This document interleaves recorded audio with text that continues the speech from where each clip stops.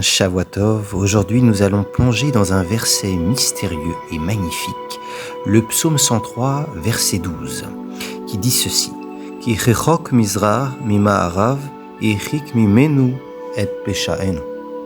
Autant l'Orient est éloigné de l'Occident, ainsi il, c'est-à-dire Dieu, éloigne de nous nos transgressions. Alors ce psaume est particulier car il contient, même si ce n'est pas le seul, 22 versets, comme les 22 lettres de l'alphabet hébraïque, les 22 forces archétypales du logos, du verbe créateur. Et ce verset est le numéro 12. Il correspond donc à la 12e lettre, la lettre Lamed. Alors les Lamed, l'ilmod, c'est en hébreu apprendre ou enseigner, car la lettre Lamed est la lettre de l'apprentissage et de l'enseignement. D'ailleurs, il est intéressant de voir que c'est la seule lettre qui pointe vers le haut. Ici, il y a une élévation, une progression vers les mondes supérieurs. On peut ainsi présumer que ce verset va nous apporter un enseignement qui nous permettra d'accéder à une certaine élévation. Élévation possible après une réelle remise en question. On parlera en hébreu de Hakira Atzmit ou Hakira Pnimit.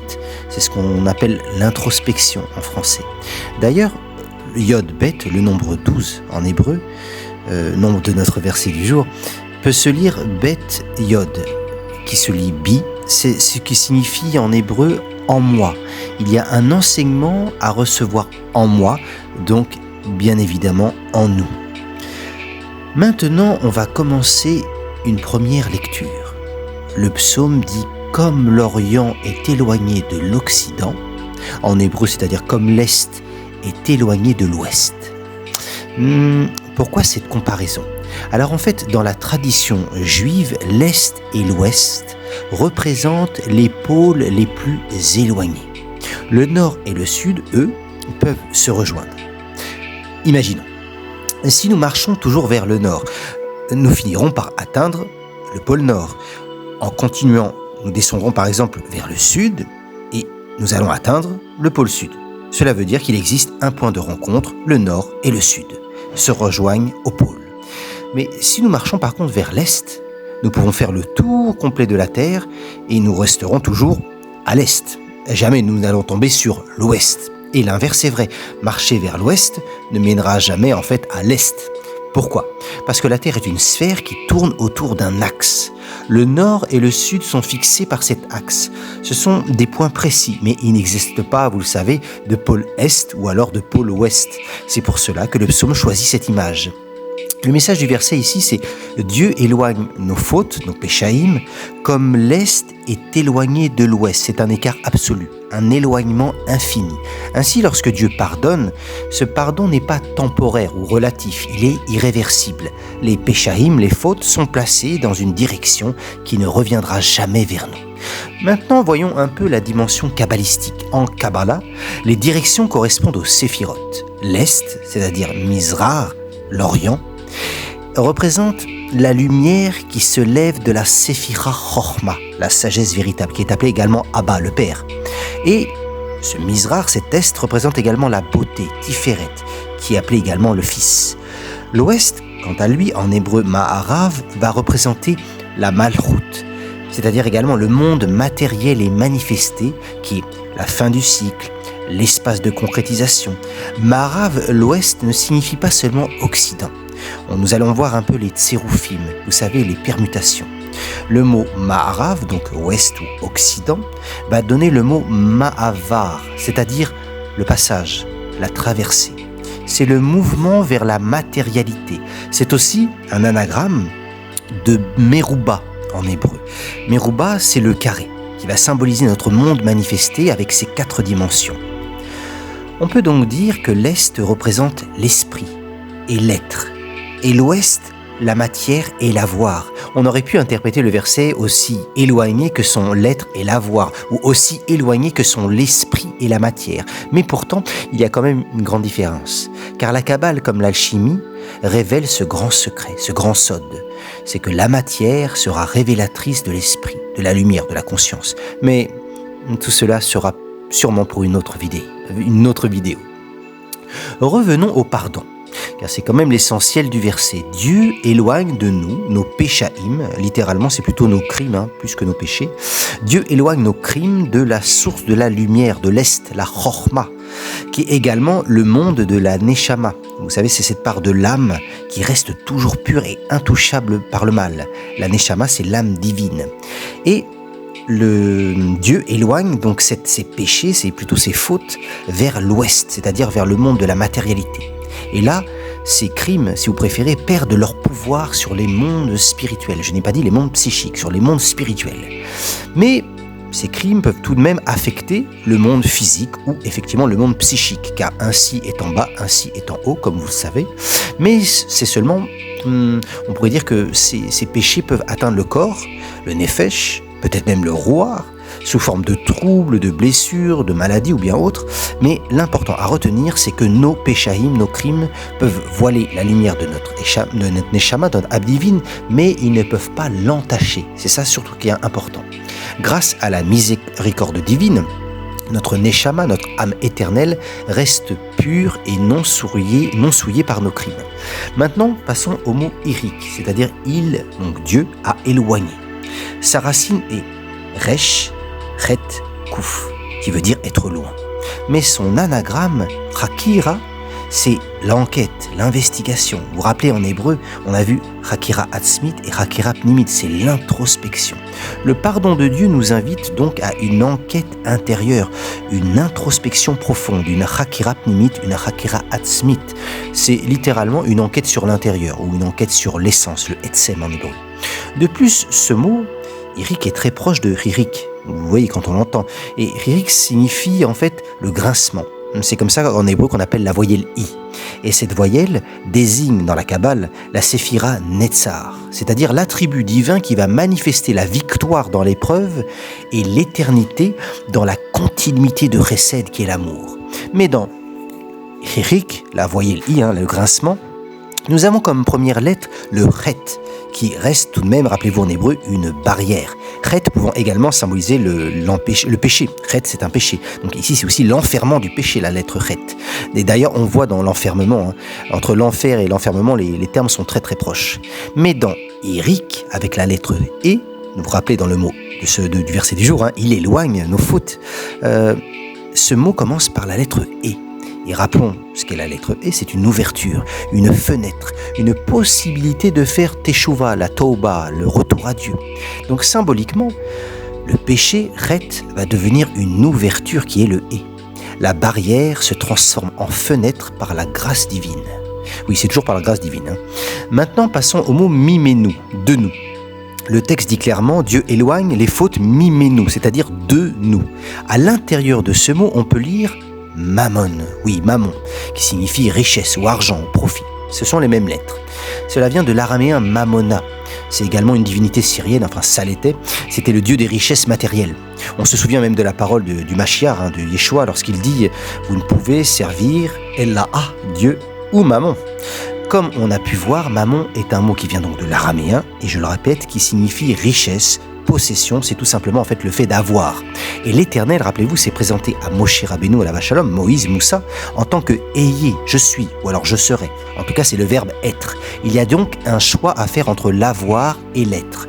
Mammon, c'est justement ce désir d'avoir, ce besoin insatiable de posséder toujours plus. C'est ce que nos frères bouddhistes appellent tanha.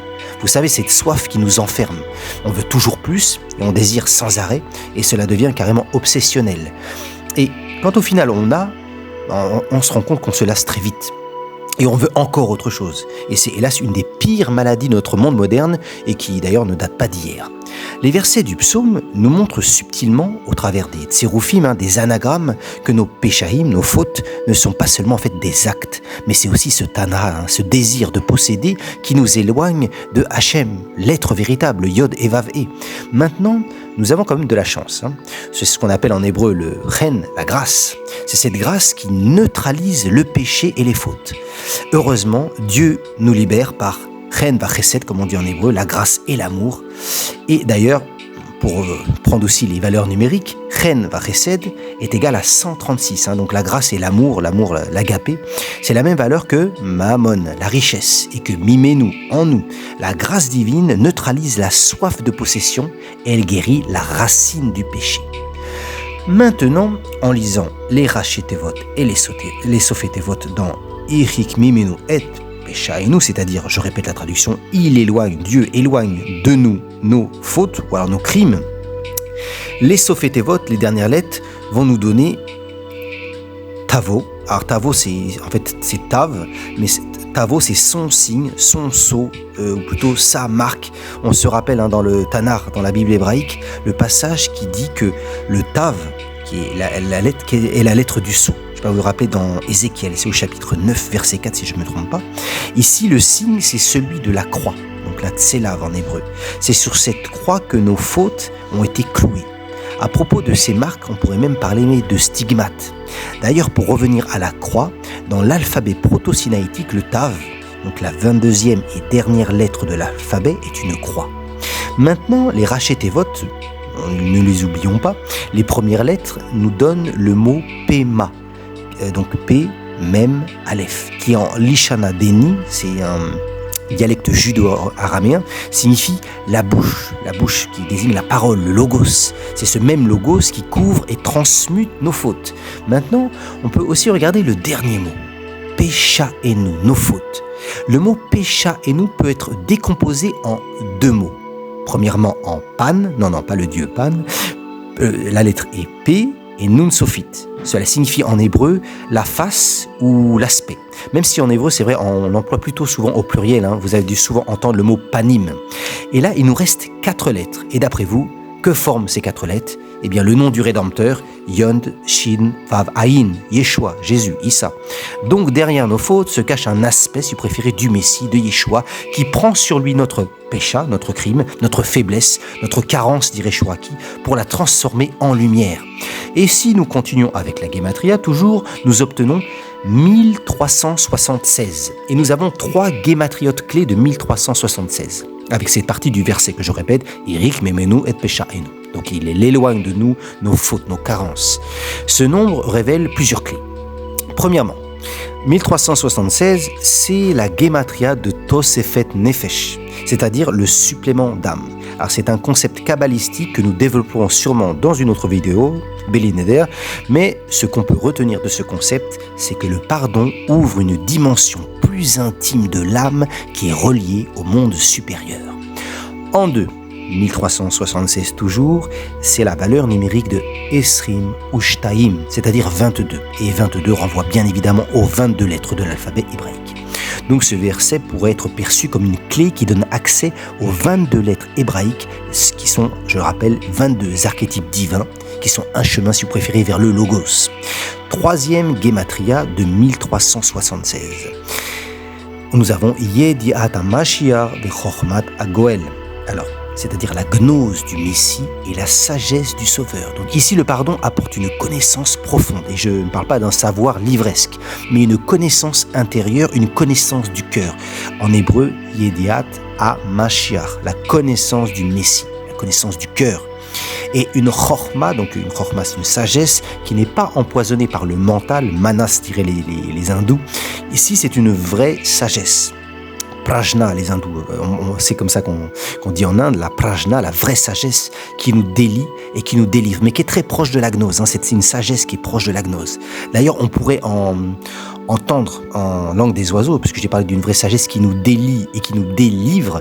Dans délit, on pourrait penser au délit, vous savez, le pécha, péchaim, péchaenu, le délit, le crime. Et délivre, on pourrait entendre le Sefer ou les Sefarim Kedoshim, les livres saints. Alors que cela soit Torah, Évangile, Coran, Bhagavad Gita, Tao Te King, j'en passe, je parle des livres saints en général. On pourrait essayer maintenant de faire peut-être une petite synthèse universelle. On va pas non plus s'endormir sur ce beau verset. Donc ce verset nous révèle que Dieu, Hachem, Allah, éloigne nos fautes comme l'Est et l'Ouest, c'est-à-dire 2 horizons qui ne se rejoignent jamais. Le pardon est donc irréversible. Nos fautes ne sont pas seulement des actions, je le redis, mais c'est ce désir, ce tanha dont parlent tant les bouddhistes, de posséder toujours plus. Donc ça, on avait dit, c'était mammon. Vous vous rappelez, c'est mimez-nous en nous, et mammon, c'est le même mot. Donc c'est mammon qui nous enferme dans la matière et surtout dans les limitations. Et Dieu, avec son amour inconditionnel et sa grâce, on avait dit chen va chesed, va neutraliser notre mammon intérieur, cette soif du désir, et il va nous libérer de cet enchaînement à nos fautes. Et dans ce processus, on avait vu la barrière, rappelez-vous, du chet dans Chichik, le grincement, cette lettre I qui représente la séphira Netzar, qui va devenir une fenêtre. Le chet va se transformer en et en de la repentance, dans Chichik qui va devenir Irik. Il éloigne, Dieu éloigne nos fautes. Et comme on peut voir, c'est presque le même mot. Mais ici, le péché devient une porte pour la teshuva, la toba, la repentance. Le signe de la croix, on avait vu, rappelez-vous, le tav, tavo, et pema, la bouche, le logos, qui recouvre nos fautes et les transforme, ou plutôt, en termes alchimiques, on dirait plutôt, il les transmute. Et derrière nos transgressions, rappelez-vous, pécha et nous, se révèle pan, le visage, ou un aspect, si vous préférez, de Yeshua, le Messie, celui qui pardonne et délivre. Que vous l'aimez ou que vous ne l'aimez pas, de toute façon, il pardonne et il délivre. Ce pardon nous ouvre à une tosefet nefesh. On avait parlé d'un supplément d'âme et il nous relie aux 22 lettres de la création qui sont des archétypes divins. En conclusion finale, nous savons que le soleil se lève à l'est et se couche à l'ouest, deux horizons qui ne se rencontrent jamais, et de la même manière, quand Dieu pardonne, il éloigne nos fautes dans une direction d'où elles ne peuvent plus revenir. Elles n'ont plus le pouvoir de toucher notre âme divine, notre neshama, qui elle reste pure et intouchable. Dieu prend nos fautes, il les met loin derrière nous, et devant nous, il ouvre une fenêtre de lumière, une fenêtre de teshuva. Tout cela nous vient de sa grâce et de la puissance du pardon. D'ailleurs, dans pardon et pardonner, on entend par le don, car pardonner, c'est donner une part de soi. Recevoir le pardon, c'est recevoir ce don d'amour qui libère. Le pardon n'est pas un oubli, c'est une ouverture. C'est Dieu qui nous dit « tes fautes sont loin, mais toi tu es proche de moi ». Comme si le Seigneur chuchotait à chacun de nous « tu n'es pas défini par tes erreurs ». Tu es défini par la lumière que tu portes, qui est la lumière de la Neshama. Alors, recevons ce pardon, marchons dans cette lumière et que la terre entière et chaque être vivant soient abondamment bénis. À très bientôt.